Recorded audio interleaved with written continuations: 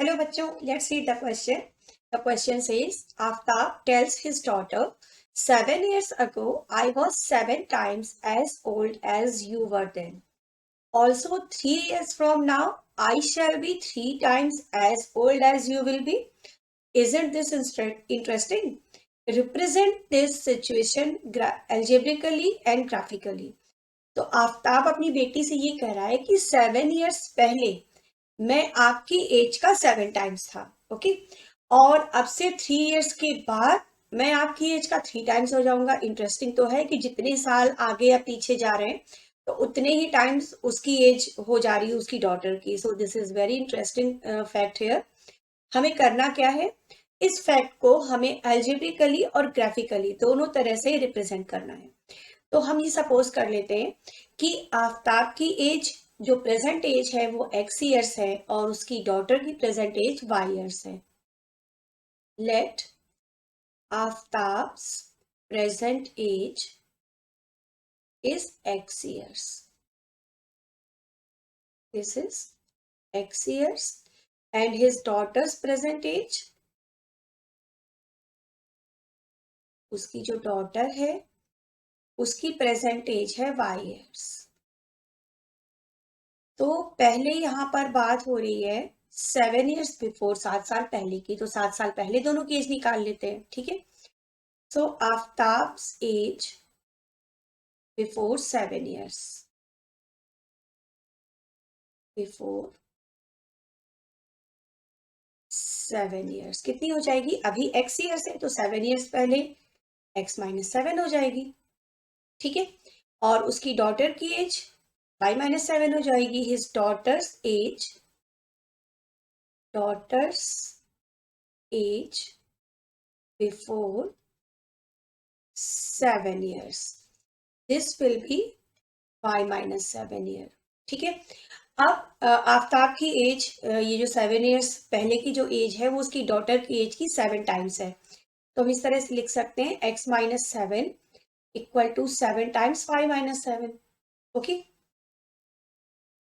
Just a second, this is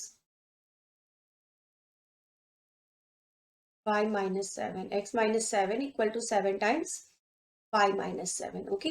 bracket open कर लेते हैं तो ये हो जाएगा x minus 7 equal to 7y minus 49। Terms एक साइड पे करेक्ट कर लेते हैं सारे। तो x माइनस 7y हो जाएगा, माइनस 7 प्लस 49 इक्वल टू 0।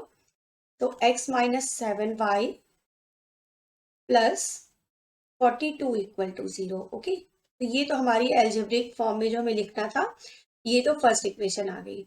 अब इसके बाद 3 साल बाद की जो सिचुएशन दी है उसके अकॉर्डिंग प्रोसीड करते हैं। So after 3 years Aftab age कितनी हो जाएगी? आफ्ताब्स एज आफ्टर 3 years,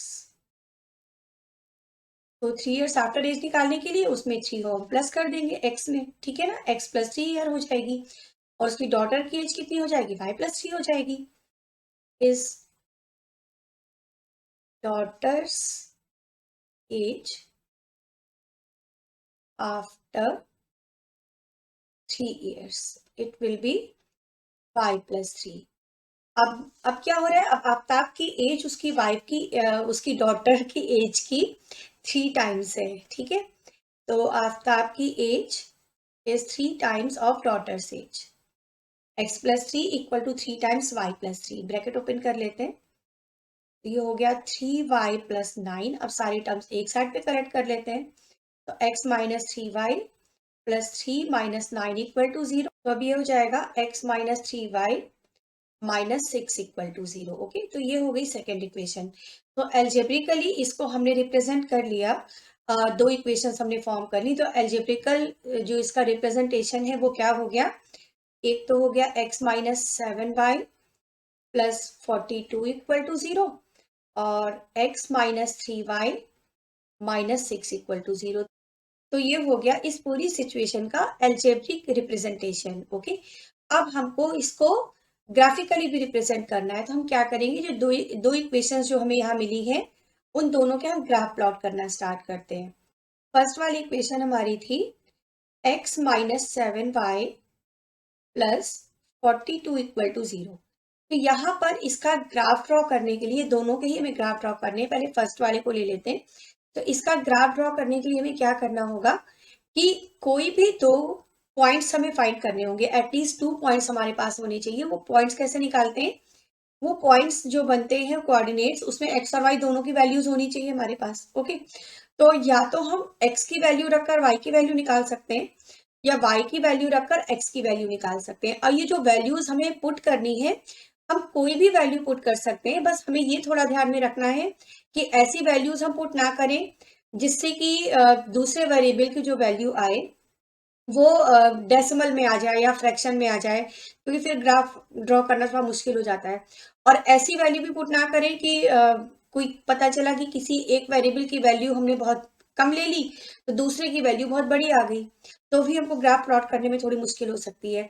तो ये थोड़ा सा आपको प्रेडिक्ट करना पड़ेगा कि कौन सी वैल्यूज हमें पुट करनी है। ओके, तो यहाँ पर मैं करती हूँ, एक्स को हम रख लेते हैं पहले -7। अगर x को -7 रखेंगे, हम y की वैल्यू भी पुट कर सकते हैं, उससे कोई भी इफेक्ट नहीं पड़ेगा क्वेश्चन पर। तो x को -7 रखा तो ये कंडीशन आ जाएगी, है ना। तो 42 -7 क्या हो जाएगा? 35 हो जाएगा। तो 7y इक्वल टू 35 हो गया, तो y आ गया 5। ओके, तो x इक्वल टू -7 और y इक्वल टू 5 हो गया। अब एक बार हम x को 0 ले लेते हैं।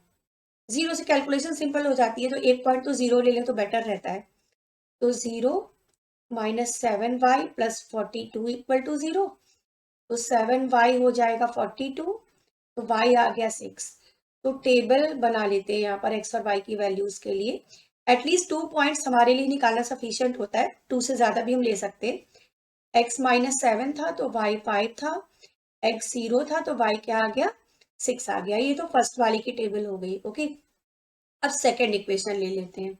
Second equation, 1 minute. अब सेकेंड इक्वेशन हमें दे रखी है x -7y, sorry x -3y, 7y तो फर्स्ट वाले में था, x -3y इक्वल टू 6, ये सेकेंड इक्वेशन है। अब इसमें भी वैल्यूज पुट करते हैं, y के प्लेस पर 1 रख कर देखते हैं। ठीक है, जब y को हम 1 रखेंगे तो x -3 इंटू 1 इक्वल टू 6, तो x हो जाएगा 6 + 3 मीन्स 9। ठीक है, तो x की वैल्यू 9 आ गई। एक और कोई वैल्यू हमें लेनी पड़ेगी। एक बार 0 ले लेते हैं, y को 0 ले लेते हैं। हम x की वैल्यू या y की वैल्यू किसी की भी रख सकते हैं ना। तो x -3 इंटू 0 इक्वल टू 6, तो 3 इंटू 0 तो 0 हो जाएगा, x इक्वल टू 6 आ गया। तो ये टेबल हमारी ये आ गई, x और y के लिए 9 1 और 6 0। अब हम ग्राफ प्लॉट करना स्टार्ट कर सकते हैं। फर्स्ट वाले के लिए -7 और 5 और 0 और 6 पॉइंट्स लेने हैं, और सेकंड वाले को जब ड्रॉ करेंगे तो 9 और 1 और 6 और 0 लेने हैं। तो बच्चों अब ग्राफ बनाने के लिए हमने यहाँ पर ले लिए एक्स एक्सिस और वाई एक्सिस। ओके, ये एक्स एक्सिस की पॉजिटिव साइड है, ये हो गई नेगेटिव साइड, ये वाई एक्सिस की पॉजिटिव साइड है, और ये हो गई वाई एक्सिस की नेगेटिव साइड। ओके, अब ग्राफ पेपर में तो ब्लॉक्स बने होते हैं ऑलरेडी, बट यहाँ पर हम इक्वल डिस्टेंस पर पॉइंट्स ले लेते हैं। तो ये हमने इक्वल डिस्टेंस पर पॉइंट्स ले लिए, जिसकी हेल्प से हम ग्राफ बना सकते हैं। ओके, एक्स एक्सिस पर भी और वाई एक्सिस पर भी, दोनों पर ही हमें पॉइंट्स लेने होंगे इक्वल डिस्टेंस पर। फिर जो पॉइंट्स हमने फाइंड किए हैं ना, उनको हम प्लॉट कर लेंगे इन पर और ग्राफ ड्रॉ कर लेंगे उनको ज्वाइन करके। ओके, अब वाई एक्सिस पर 1 2 3 4 5 6, नेगेटिव डायरेक्शन में भी 1 2 3 4 5 6 7 8 9 10, इधर नेगेटिव पॉइंट्स है ना, -1 -2 -3 -4 -5 -6 -7 8 -9 -10, इधर वाई एक्सिस पर। ठीक है, अब हमको x पर लेना है -7 और y पर लेना है 5। ओके, जो पॉइंट्स हमने ऑलरेडी हम निकाल चुके हैं, x पर -7 और y पर 5, तो 1 2 3 4 5, कुछ यहाँ पर हमें पॉइंट मिल जाएगा -7, 5, ओके। और x पर 0 और y पर 6, तो x पर 0 और y पर 6, तो ये पॉइंट हो गया 0,6। अब इन दोनों पॉइंट्स को हम एक स्ट्रेट लाइन से ज्वाइन कर देते हैं,